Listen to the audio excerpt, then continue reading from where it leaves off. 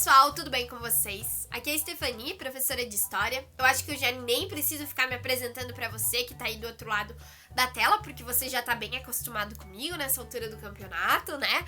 Mas vamos lá, agora é seu momento histórico, seu momento de aprender um pouquinho mais da história. Antes da gente começar, um recado básico. Tudo aquilo que eu for conversar com você está lá no seu livro didático de história, o livro que você utilizava lá na escola para aprender história, né? E que hoje em dia está utilizando em casa. E por que é importante saber disso? Por que eu falo disso em todos os vídeos?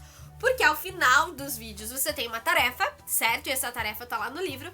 E também porque se você tiver alguma dúvida, se você quiser consultar algum conteúdo, você sabe que pode encontrar lá nesse livro.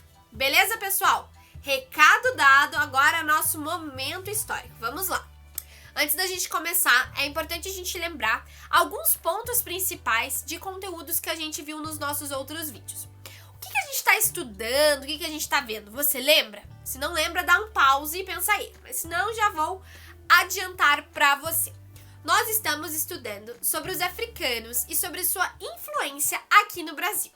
Então, a gente começou a entender que existe a cultura afro-brasileira, vários elementos da nossa cultura, como palavras, comidas, danças, músicas e tantas outras coisas, né, existem por causa da influência dos africanos, logo, uma cultura afro-brasileira, afro, mas, né, Brasil. E também a gente começou a ver no nosso último vídeo como que esses africanos foram trazidos para o Brasil, numa parte da história, num episódio que não é muito legal, porque a gente fala sobre a escravidão, esse episódio bem chato da nossa história, né? Nós temos que concordar com isso, que os portugueses foram lá, tiraram pessoas que tinham sua vida, sua família, seus trabalhos, né, seu estilo de vida lá na África, em diferentes lugares, e foram trazidos para o Brasil para se tornarem escravizados. E por que a gente fala escravizados e não mais escravos? Porque essas pessoas, elas não nasceram escravos, elas tinham suas vidas, elas viviam de uma outra maneira, mas elas se tornaram escravizadas nesse período, né, por causa da ação de outras pessoas, nesse caso, dos portugueses, que trouxeram eles para o Brasil. Trouxeram para cá, eles tinham que viver um novo estilo de vida, com novos nomes, em novos lugares, trabalhar para certas pessoas, em plantações. A gente também viu os diferentes trabalhos, calçamento de ruas, algumas vendas, fazer alguns serviços domésticos em casa. Mas enfim, acontecia isso, você sabe, né, que aconteceu porque a gente já falou sobre isso. Hoje a gente vai falar um pouquinho sobre a força e a resistência. Porque quando a gente começa a analisar toda essa história, ouvir toda essa história como a gente tem feito, muitas vezes a gente se pergunta, tá, mas eles aceitavam isso tudo numa boa, beleza? Ah, me tiraram lá da minha família, me tiraram da minha casa e ok? Não, pessoal, é um erro a gente pensar nisso. Nós sempre temos que pensar e lembrar que existiu resistência sim, existiu força, existiram fugas, porque eles queriam demonstrar que eles não concordavam com o que estava acontecendo, afinal, foi bem injusto, foi bem chato o que aconteceu, né? E uma dessas principais formas de luta, de resistência, desse processo que eles estavam sofrendo, que era a escravidão, foi a criação dos quilombos. E por quê? O que é isso, né? Não sei se você já ouviu falar dessa palavra, mas calma aí que eu vou te explicar.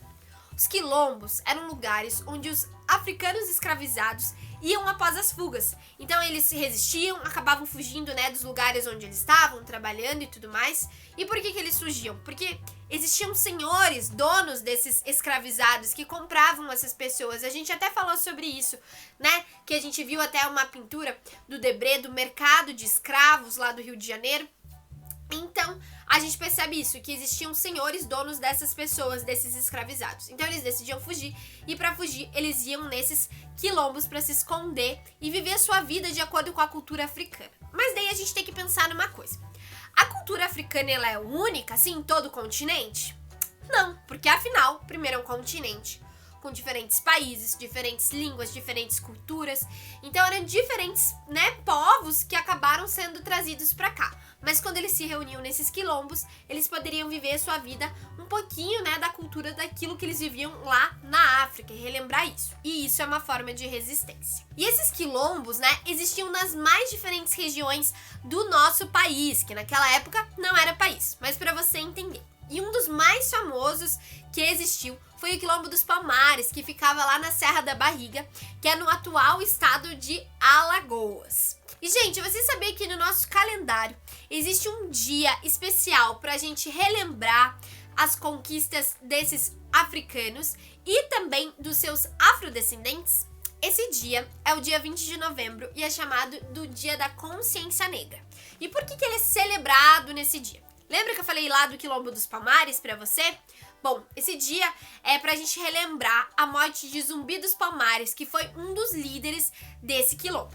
Vou deixar passando aqui na tela pra você algumas imagens, tá? De alguns lugares, como o Quilombo dos Palmares e algumas esculturas feitas em homenagem ao Zumbi dos Palmares. E já que a gente tá falando sobre celebrar e relembrar conquistas dos africanos e dos seus afrodescendentes, é muito importante a gente pensar que o desenvolvimento do nosso país e tantos outros aspectos da nossa história, como a gente viu, até mesmo a cultura, tem tudo a ver com o povo africano. Então, por isso, a gente vai conhecer um pouquinho da história de dois afrodescendentes que fizeram a história. Você tá vendo aí na imagem a foto de João da Cruz de Souza. Ele nasceu em 1861 em Nossa Senhora do Desterro, atual cidade de Florianópolis, em Santa Catarina.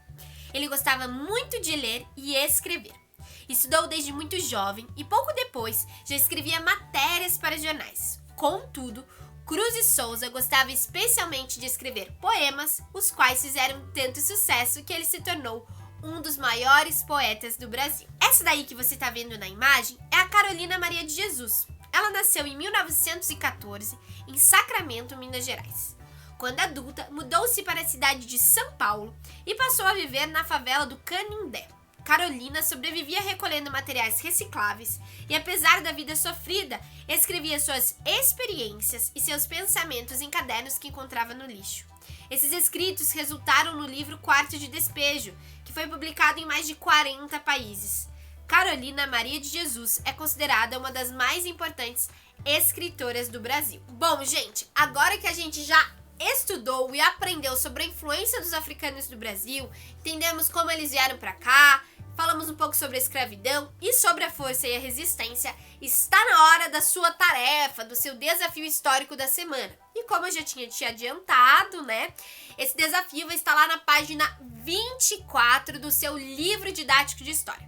A gente vai deixar aqui na descrição do vídeo essa página se você precisar dar uma olhada, mas é bem importante você fazer essa tarefa, beleza? Te espero no nosso vídeo de correção da atividade. Até!